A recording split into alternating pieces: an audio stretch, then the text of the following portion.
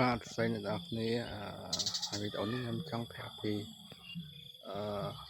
តម្លៃរោងនេះកូនរោងដែលខ្ញុំធ្វើអ្នកនេះរោងនេះគម្រោងខ្ញុំធ្វើដាក់មាត់សាច់អ្នកនេះតែពេលឡើងវាអត់មាននេះនេះអត់មានរោងដាក់កងានឆ្នៃចេញជារោងកងានវិញអ្នកនេះហើយ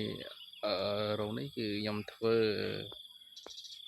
ស្ទឹង3ម៉ែត្រហើយបដោយ4ម៉ែត្រអ្នកនេះហើយចាក់សាទៀតអ្នកនេះចាក់សាទៀតនេះចាក់សានេះអាចចង្ហាន់អ្នកនេះតន់បានប្រមូលរងថែបហើយឆ្នៃដាក់មុខមាត់ហ្នឹងទៀតមាត់ពងនេះមាត់ពងហ្នឹងនេះ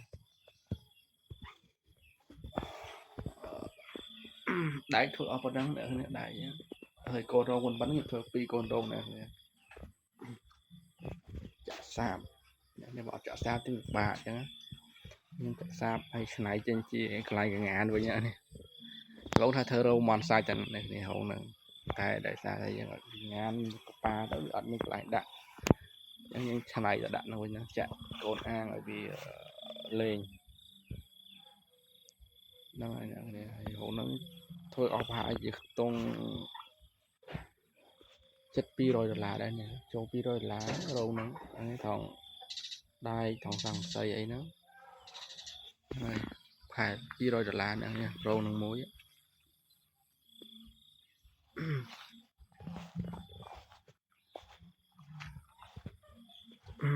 រោង$200រោងហ្នឹងនេះហើយនោះទៀតអ្នកគ្នាពីរោងហ្នឹងចូល400ហ្នឹងខ្ញុំចូល2នោះនេះហ្នឹងទៀតធ្វើប៉ុណ្ណឹងអីគ្នានេះគ្នាស្ទឹង3ម៉ែត្របដោយ4ម៉ែត្រហើយទាញស្នាញ់លុះមកពាត់ទាញស្នាញ់លុះមកពាត់អ្នកគ្នាធ្វើមកទ្វារមកអីបើកចេញចូលហើយនេះទ្វារនេះធ្វើលើសោស្អីញ៉ាំបាត់បើកនេះសោទឹកជាតពុកមួយទៀត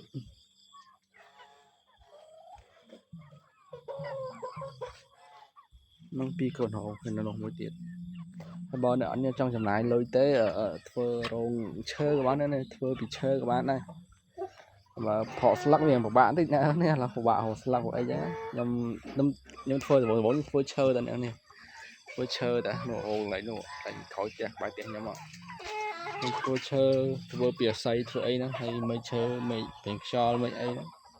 តែសល់ពីធ្វើផ្ទះហ្នឹងយកវាយអីហើយសង្កសីខ្ញុំអត់ប្រើសង្កសីហ្នឹងណានេះប្រើសង្កសីយើងមួយស្លឹកដូចជា18000ហ្នឹងនេះថោកឲ្យសមរម្យឯងបើយើងធ្វើពីអាស័យធ្វើអីហ្នឹងចំណាយលុយអស់30-30ម៉ឺនអាចធ្វើបានរោមួយនេះធ្វើរោបានថែប៉ុណ្ណឹងអាចធំជាងហ្នឹងទៀតអាចស្ទឹង4-5ម៉ែត្រក៏អាចធ្វើបានចំណាយលុយត្រឹម20-30ម៉ឺននេះខ្ញុំចំណាយទៅលើ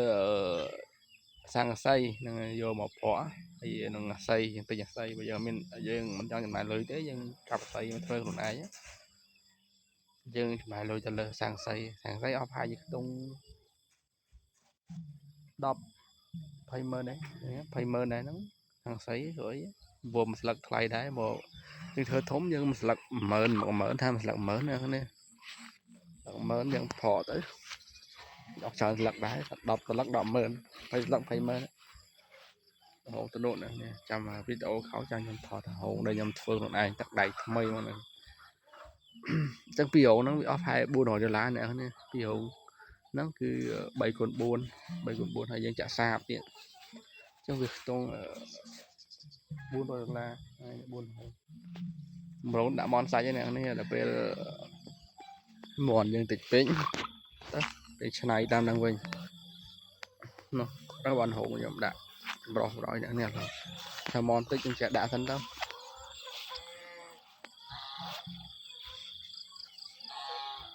ហ្នឹងហើយវីដេអូហ្នឹងមានតែប៉ុណ្ណឹងអ្នកនេះជាមួយវីដេអូក្រោយខ្ញុំថតហូបឈើរបស់ខ្ញុំណានេះ